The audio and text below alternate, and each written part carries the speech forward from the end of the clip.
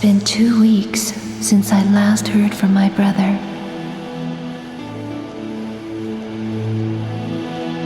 But he left a note that led me to this place.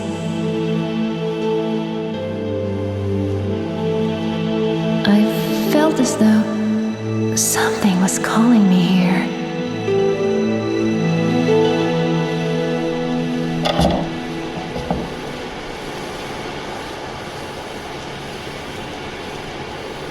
Mafuyu.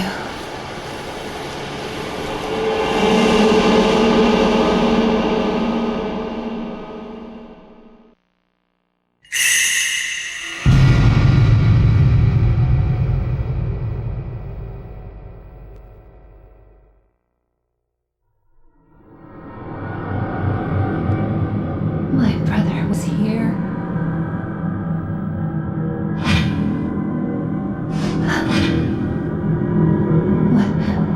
What is this place?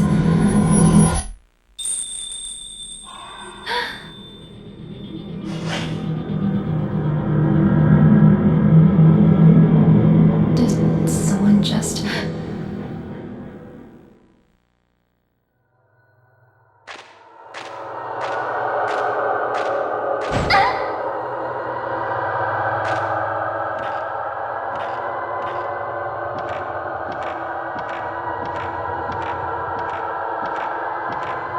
And now, because it's no longer a flashback, it's in color.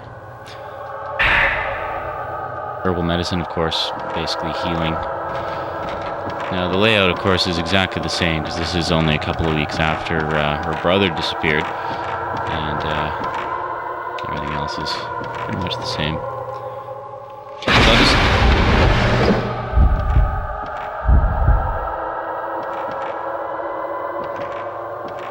There's something there.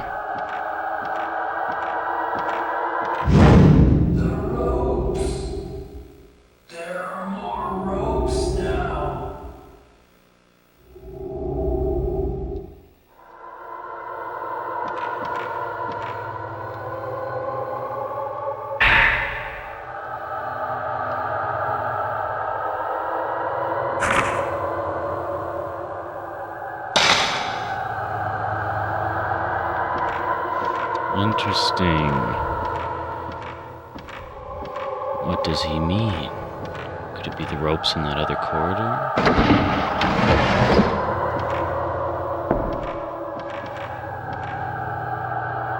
Whoa. Could have sworn I saw a glimpse of something there.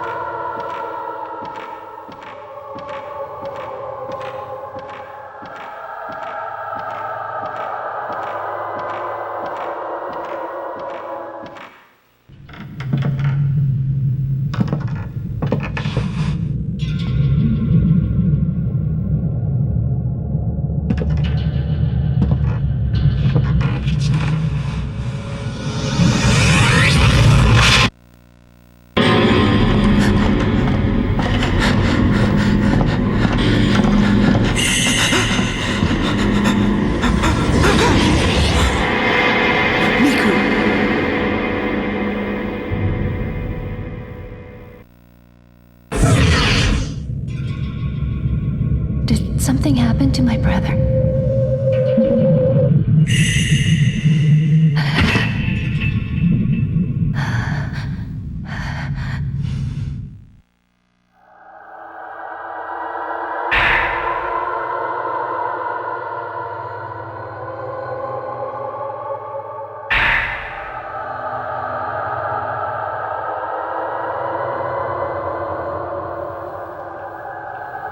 Here, I'll read this out loud just so it gives me something to do. Himuro Mansion was once the home of a large landowner that controlled vast areas of land.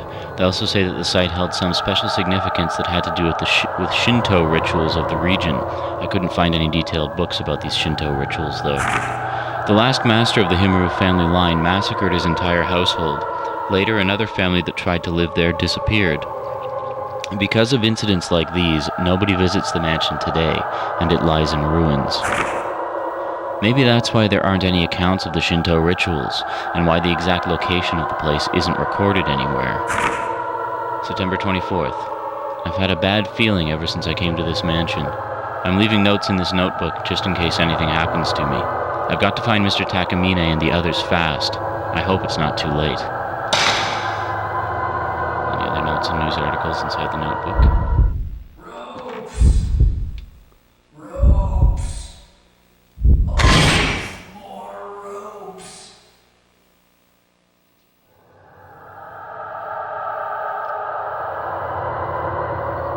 It's interesting. I noticed the ropes were moving when that guy appeared.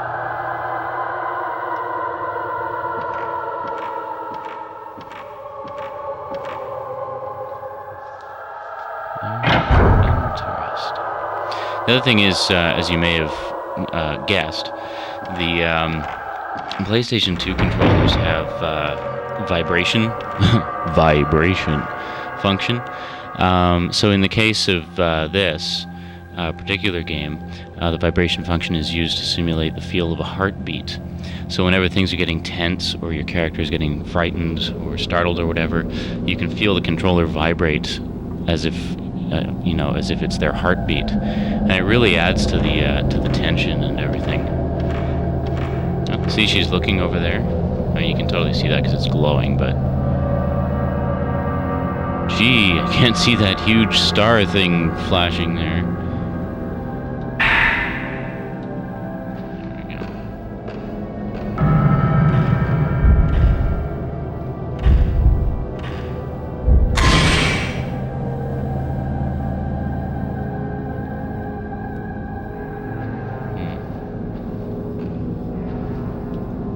You don't have to take pictures of the ghosts that just randomly appear. It's useful to do so sometimes, because sometimes you get little clues about what their significance is.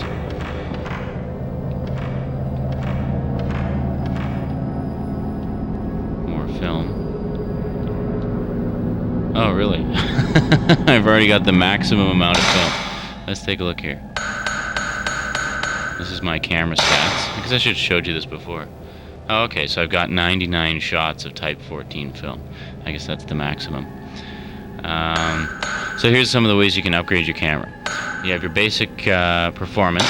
As you can see, I've done a lot of upgrading here already. Range widens the capture circle, which is the glowing circle.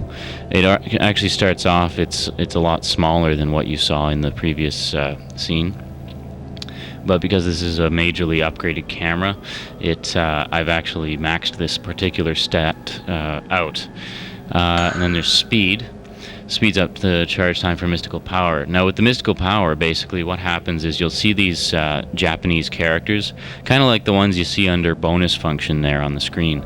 But you see these Japanese, when you're fighting a ghost, you'll see these Japanese characters flying at your camera.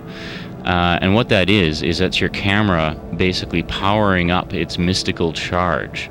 And when it's at its maximum, or the higher the level of mystical charge, the more damage you'll do in a shot.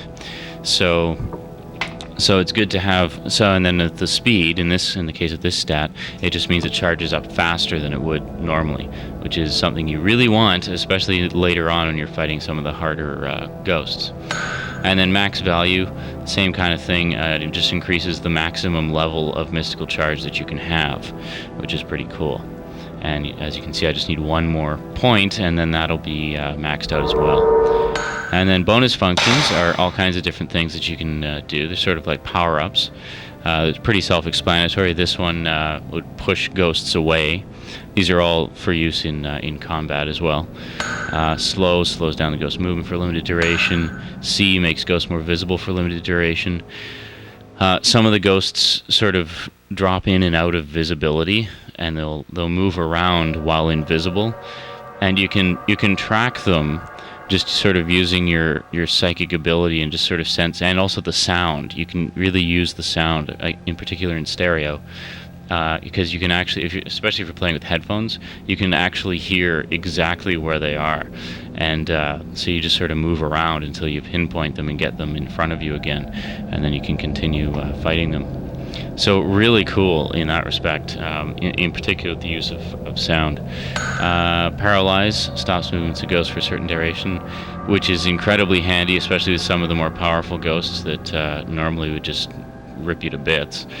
and then searches for locations of ghosts and tracks them automatically, which is also useful for the ones that disappear and flit about and everything. And finally, we have special functions.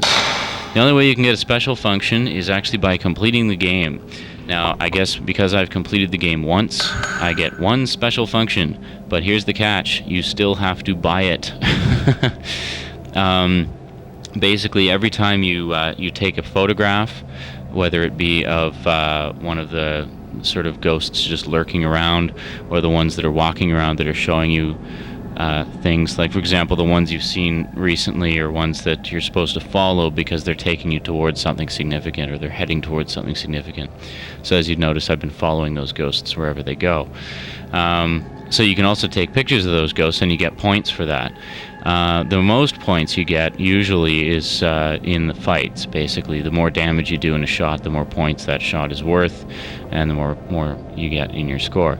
And then when your score gets up to a certain certain level, you can buy power-ups for your camera, and like that. So it's all pretty straightforward. It's all just it's all like based on a point system. Just any particular stat that you feel would be most useful in the current sort of set of scenarios, just upgrade your camera accordingly. So it's really cool because it's actually got a lot of different upgrades and things that you can do. And then finally, there's the different types of film. You have type 14 film, which is the least powerful, but it's the easiest to come by. Type 37, which is regular film, possesses higher exorcismal power. Then there's type 74 film, which is high-speed film, possesses high exorcismal power, does a lot. Basically, the better the film, the more damage you can do in your shots. And then finally, there's the ultimate film, which is type 90, which is sanctified film. And it possesses the highest exorcismal power. Basically, you want to save that. If you find any type 90, you pretty much want to save that right till the end, because the last few ghosts you encounter are ridiculously powerful, as I'm sure you guess. I mean, it's basically like a boss fight, right? And you want to have the most powerful film on hand. So basically, you want type 74 and or type 90, preferably type 90, to go up against those guys. So let's see, what else do we have here? And then use your photos. These are basically just ones that you've taken over the course of the game so far. It remembers up to 24 of them, and then if you want to, you can actually protect them. And if you protect them, then it will remember those. Otherwise, when it gets to the end of the 24, it'll just it'll go back to the beginning. It'll just basically keep pushing the photos off and deleting them. But if you want to save one, you can protect it. So it's kind of handy to go in, and then you can see how well you did on your shots as well. So like this one, for example, was the one that I took right at the beginning of the child behind the thing, the wall, sort of prison wall type thing there. So that one was worth 500 points. And then there was this one, the Angry Man, which was also worth 500 points. And this was the ghost that I fought up on the upper level there. So I managed to nail him in one shot because I fully charged up the camera and then got him, and then that was 842 points. And then that was the guy that was saying stuff about the ropes. I just happened to snap a picture of him before he disappeared, so that one's worth points. And then Brother's Shadow going up the stairs, that was worth 559 points. And then we're back to the beginning. So you can see there's all kinds of different things. So basically, if you want to power up your camera, it's useful to be on your toes and snap pictures of the random ghosts that show up all over the place. Well, they're not really random because they're pointing out significant things, but it's a good idea to snap pictures of them because you get a lot of points for them, especially over the course of the game. And then the ghost list there, I won't show because it'll spoil things for you, but basically the ghost list you get after you've completed the game once. Oops. Turn to the game. Didn't mean to hit that button. And what it does is it gives you descriptions of the individual ghosts that you encounter and ones that you snap pictures of and stuff like that. So it's pretty cool. So let's see now, where are we going? I'm just going to go around a little bit and sort of uncover a couple little pieces of the mystery for you, just to entice you and give you a feel for the atmosphere.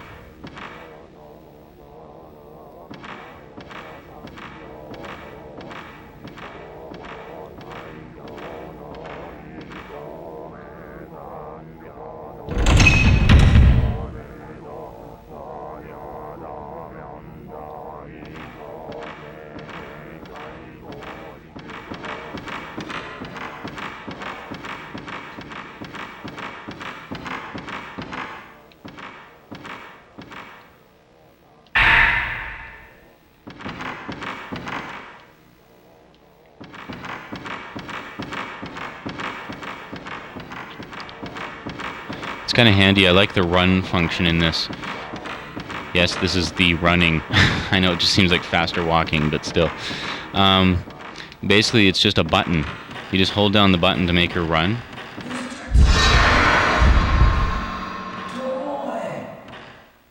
Where have you both gone? But with the run button, basically, you just point her in a direction, and she goes there. Oh, she's looking at something here. Okay.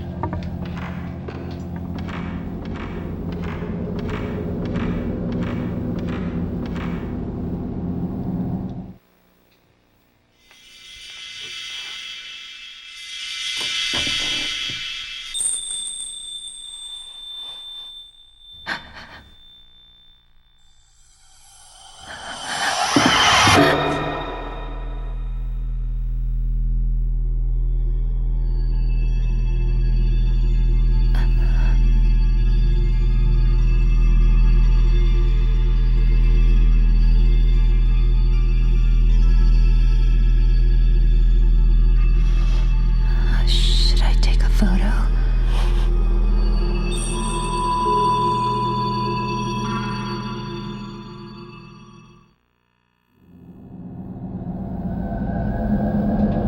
Yeah, and this part basically just tells you about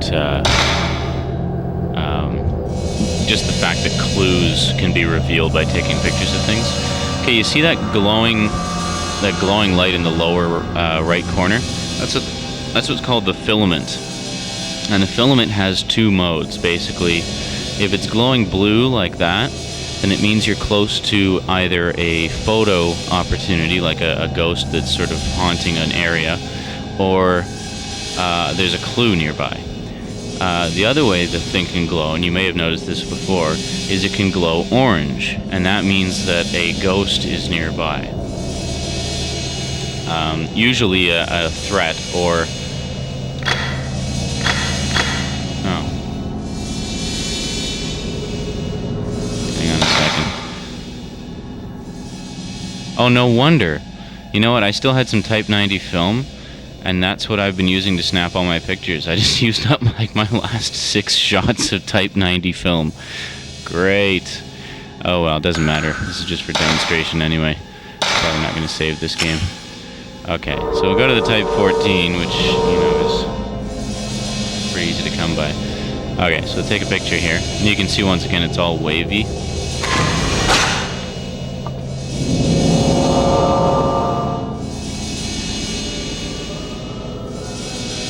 That was probably pretty obvious anyway. Like I would have thought, oh, we'll just move the screen. Since that's where we saw the ghost go.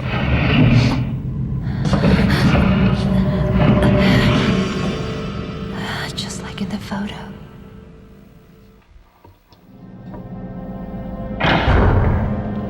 So let's see what lies beyond the door. I can't find the key. Where is it?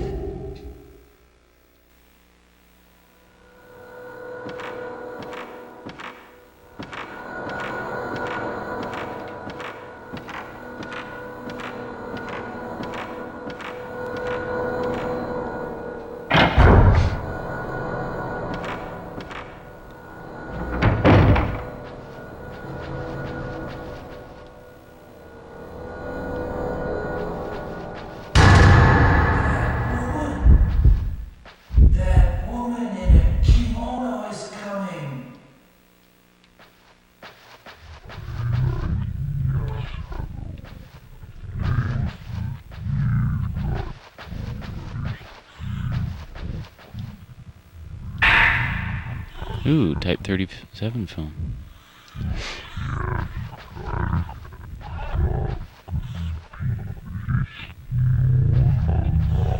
Seems to be coming from the closet.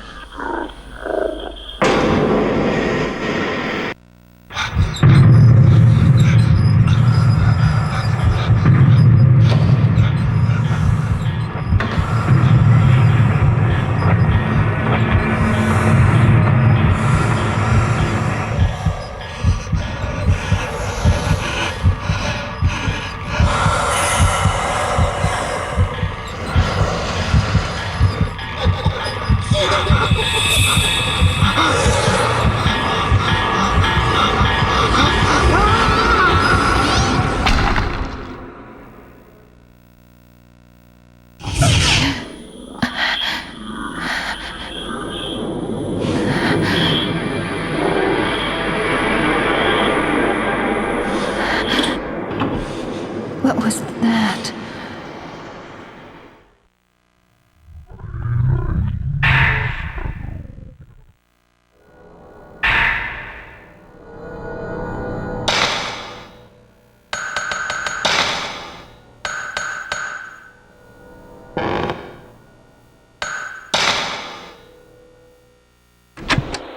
September 9th, 5:40 p.m. The mansion was nowhere to be seen on the map, so we finally had to ask the locals how to find it. They told us that Himuro Mansion had been empty for several decades now. The same ones who told us where it was also warned us not to come here, which was quite disconcerting.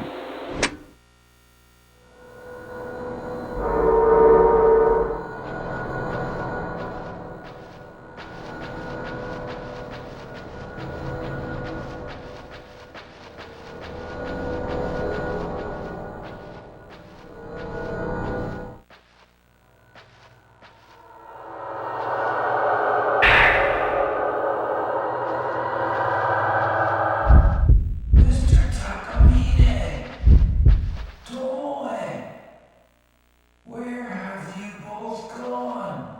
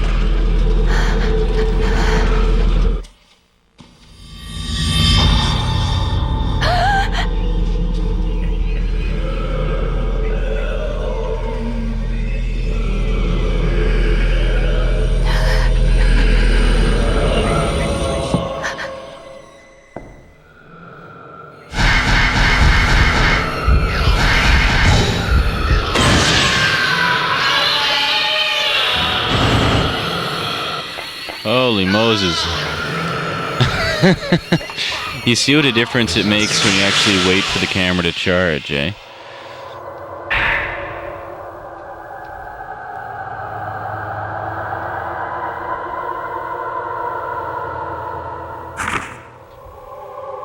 I can't believe the fact that I'm nailing... And that was the least powerful film, too. That's just because the actual camera itself is so powerful.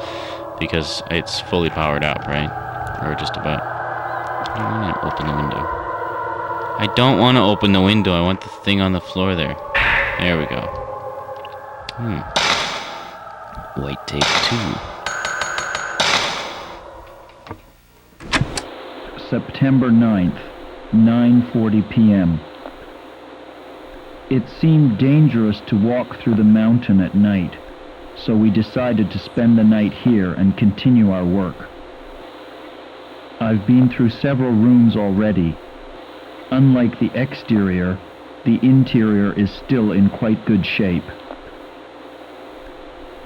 A little earlier, I thought I saw a white, shadowy figure of a woman in the hallway near the entrance. I'll keep track of such sightings and publish them in a later account.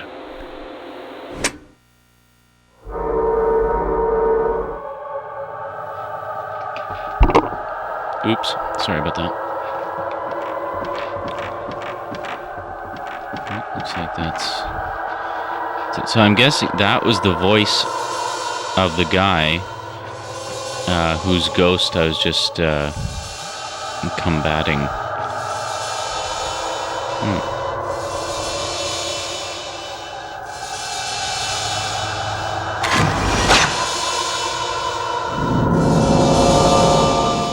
Aha!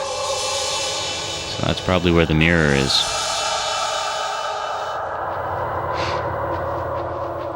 Something I like about this too is like the puzzles aren't impossible to solve either. They just have nice logical solutions to them. Just pay attention to the clues and...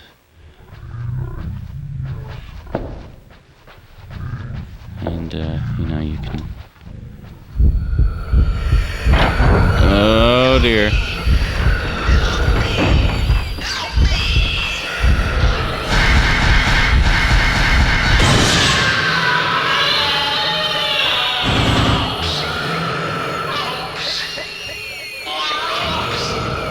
Whoa, that was close.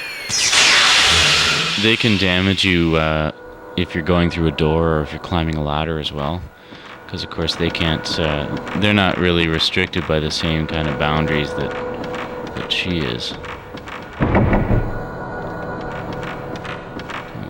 What's over here? Ah. Always good to have healing stuff. So we gotta get back to the sunken fireplace and the lion mask. Am I going the right way? No, I'm not going the right way. There we go. Get a little turned around sometimes, but that's to be expected. That always happens in these 3D games. I like the fact also that the backgrounds move, like they're not just stills, it's actually a full proper 3D environment, which is excellent.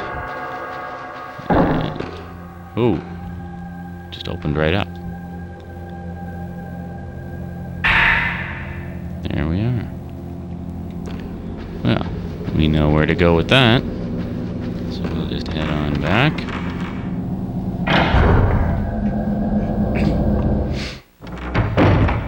So I've been going about 43 minutes with this so far. How about I'll take us up to the hour mark.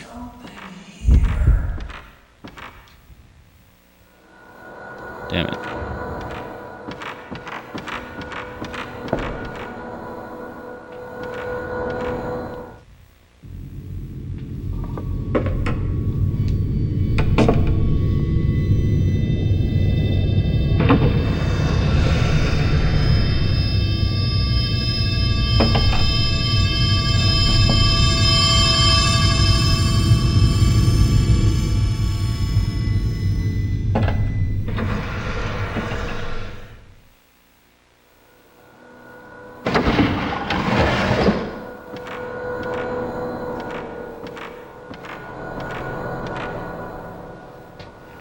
Apparently there isn't something there.